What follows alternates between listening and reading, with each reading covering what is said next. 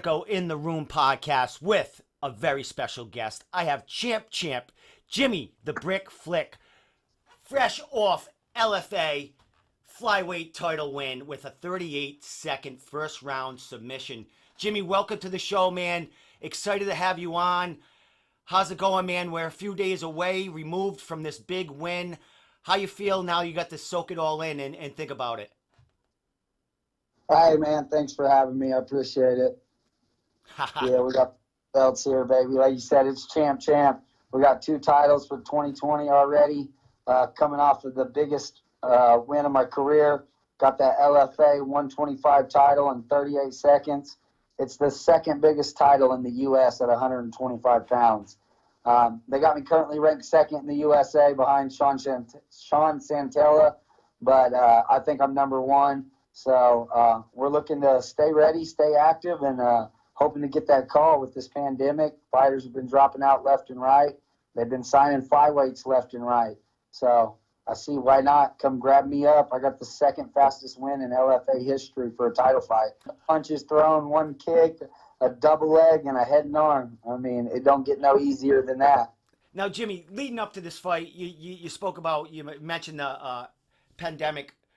You had a fight the end of February, a big win there, a big belt win there at 125 pounds. You're on a roll. Then the pandemic hits, man. How did you deal with all this? I mean, you just got back in there in July, a big win. So you were training or getting some good training. And how'd you deal with it? And how was your training during this hard time? It got tough for a while. Like gyms were closed down. I have a little gym here at my father-in-law's house, so they really took great care of me. Been following my career from helping watch my kid and giving me a place to train. Really appreciate them. So I live out in the country. I got a lot of road work in, but I've been super busy with work too because I work in the plastic industry. So I've been fortunate enough to stay busy, stay working extra hours and helping out people with plastic. So it was tough for a little bit. Training was tough. Got a little bigger than I wanted to. We were supposed to turn around and fight April 17th, right after we won the FCF title, and that fell through because of the pandemic. It was going to be for the LFA 125 title for Sidney Bice. So unfortunately, he wasn't ready to do the July one, and that's where I drew in Greg Fisher. So I'm just happy for the opportunity. In 20 years, I get to go say I fought with no fans during a pandemic for a world title. So I'm actually a world champ. I've been a champ on the regional circuit multiple times, but to win the FCF title on the regional circuit in my hometown this year on leap year, which was awesome. We don't get to fight on leap year very often. And then to turn around and fight with no fans for the 125 LFA title. It's been amazing. Well, Jimmy, that fight in February, another first round finish, another first round submission. It took you a little more time in there. So what'd you work on, from that training camp to this training camp? Because you went in there and you surpassed that other performance going against a dude that's never been finished, and you finish him in 38 seconds. What can you attribute that win to in your training, or is this just your progression that it's you're just the best out there right now? Exactly, you said it. I'm 29 years old. I feel I'm in my prime now. I've been in the sport for a decade. I've took my losses on the chin. I've came back from my losses, most of them being at 135. So at 125, like I said, I'm a killer. I'm a monster. Like these guys at 125, I just feel like they can't hang with my game, especially grappling. I've worked on my stand-up tremendously. I even got a kickboxing fight where I dominated Matt Murphy in kickboxing on UFC Fight Pass. But if it ain't broke, don't fix it. So until they can keep me on my feet, I don't see why not take them down, choke them out. The FCF one did take me a little longer. Bazi was well-rounded, and he stepped in on a week notice. So fighting a fighter on notice is very dangerous. I had a lot of thought to it. My little 8-year-old was there. So I fought a smart fight, got the arm bar before the end of the first round, and we got right back in the gym. pandemic slowed us down a little bit, but then now we got this LFA title. So we're hoping the momentum keeps going, and we're hoping for that shot at the UFC. Excellent. Well, you had your 8-year-old child in there. What'd she think about the fight? I mean, first time seeing you. What was that? I mean, of course she knows daddy's a fighter. But what'd she think about the whole ordeal? Oh man, she was ecstatic, and it had me more nervous than anything when I walked out. And then I got my 8-year-old coming up and giving me 11s before I get in the cage, because we know when we get in the cage, there's you can't stop what's going to happen. We're fighters, anything can happen in there, and I warn her of that, and Daddy really trains hard. That's like why going into this fight, that's why I was so confident. I knew I got off the couch. I did all my running. I did all my sprints. I did all my rounds. I woke up when I was supposed to. I didn't miss my CrossFit training. When you go into a fight confident, it's very dangerous. And I've been going into every fight since my last loss very confident, knowing I'm doing everything in my power to go out there and give them the best Jimmy the Brick flick possible. Well, you definitely did that on Friday night because you wowed the crowd. You silenced. Well, there's no crowd.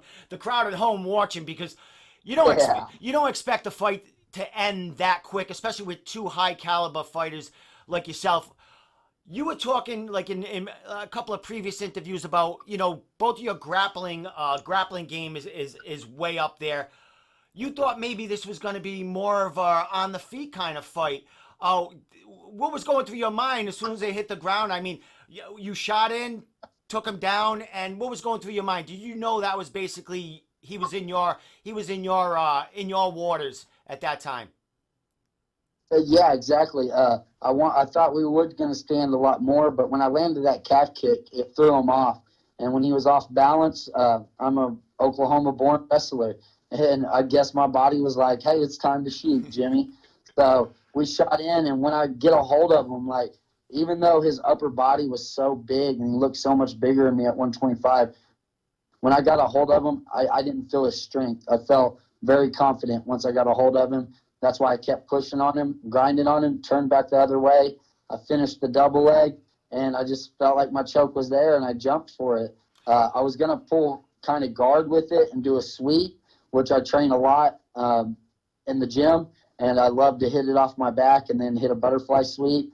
And he rolled over thinking he was going to roll his arm out, and I just have that anaconda grip, like they said, and he rolled me right over, and we got that 38-second submission. Excellent, my man. Well, champ right there. 2 finishes, winning 2 titles with 2 finishes. LFA, a huge promotion. How'd it feel fighting on Fight Pass and just having that exposure and winning that belt in highlight fashion? Oh, it was great. Like I said, I'm used to the cameras. I fought in front of LFA or UFC Fight Pass. It's like my third main event for UFC Fight Pass.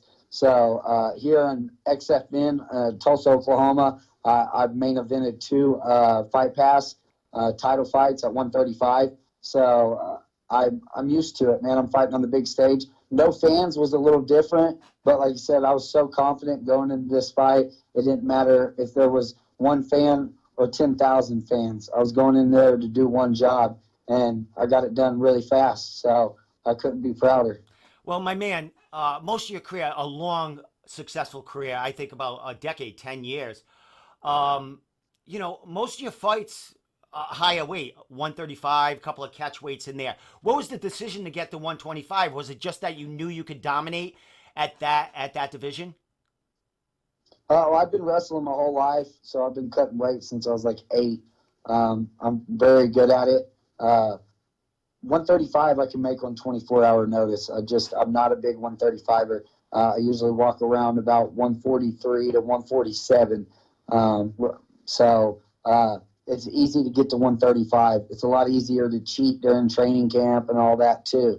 At 125, I can't cheat. I got to be smart. I got to be dedicated. And I feel that I'm actually the bigger fighter sometimes. So at 35, I'm never the bigger fighter. The only reason we went back to 35 is because we thought UFC was going to cut the 125-pound division.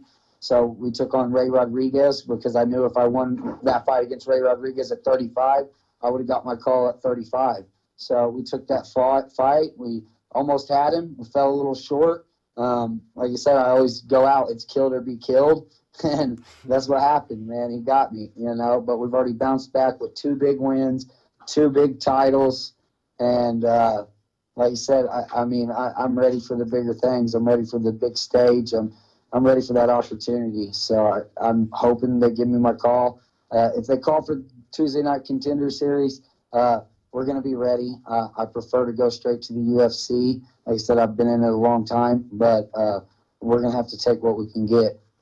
Well, there's a lot of young guns at the division, a lot of young guns in the Contender Series. They've had a lot of announcements, but there's still probably more than half the roster to fill with other fighters. Is that your expectation that you've done enough, which in the eyes of media and eyes of fans and other fighters, you have done enough to get a call up or get on that series? What's your expectations, and what in your inner circle, what are they thinking as far as the plan for you? I mean, LFA, they're always got cards. I mean, you can always go back and defend that title. That's there for you. But what is the expectations for Jimmy the Brick Flick in the next coming months? The expectations with the way the fight went is to get the call. I'm hoping one of the fights that's signed in the UFC at 125 right now falls out. I've been asking for the Brandon Royval fight, and what's an even better reason than they say that he's got the fastest fight than me at 23 seconds, and I got the second at 38 seconds. So he just got signed to fight the number 8 guy in the world. So hopefully the number 8 guy in the world will fall out, and they'll call me. So that would be my dream right there for Jimmy the Brick Flick. That's a great storyline right there, my friend. That's a great thing for media. I mean, fight fans eat that stuff up. They'll be checking all your stuff out on social media on the past fights and where you guys have been, man. Dude, I mean, you got so much support. You're blowing up on social media. You're seeing the love. You're sharing stuff with your community, like you have them on your back.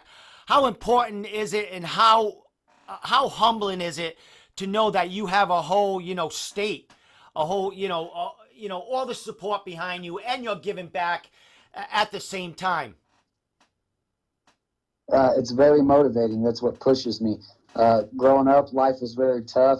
I had a hard life. I had 2 older brothers, 2 older sisters, and I was the youngest. But my dad always kept me in sports. I kept that grind. I got an amazing work ethic. That's what I think that separates me from the bunch is my work ethic. I wake up at 4 or 5 o'clock in the morning multiple times a week just to get my training in before work. I still work a full-time job. I got a beautiful family I got to take care of. So with all these people that are supporting me, when I went out there to fight, I sold over 140-something fight shirts. So I made sure of it that I almost delivered almost every single one of them by myself just because I was so motivated by everybody that got fight shirts. So when I walked into that cage last Friday, I knew I had such a big support system and I was so motivated just that nothing was going to stop me, and I proved it. So without that support system, it would be a lot harder to do what I got to do. Like I said, wake up, miss time with my family, get that hard training in, training really late, getting home when my girls are in bed, going to training when my girls are in bed.